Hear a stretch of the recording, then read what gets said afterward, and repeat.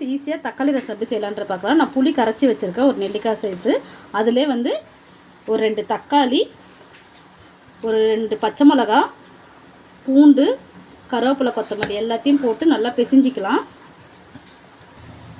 நல்லா பாருங்கள், கரைச்சி வச்சுக்கிட்டேன். இதில் வந்து ஒரு 1/4 ஸ்பூன் மஞ்சத்தூள், 2 ஸ்பூன் ரசப்பொடி போட்டுக்கோங்க.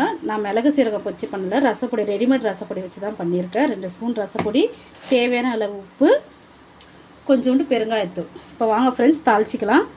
இப்போ அடுப்பில் வச்சுட்டு 2 ஸ்பூன் ஆயில் விட்டுக்கலாம். ஆயில் நல்லா காஞ்சதும் கொஞ்சம் கடுகு பொரியட்டும். கடுகு நல்லா பொரிஞ்சதும் 2 காஞ்ச மிளகாய் கிள்ளி போட்டு நம்ம கரைச்சி வச்சுருக்க கரைச்சி வச்சு சேர்த்துக்கலாம். இப்போ கரைச்சிட்டு வச்சு சேர்த்துட்டோம். நமக்கு தேவையான அளவு தண்ணி சேர்த்துக்கலாம்.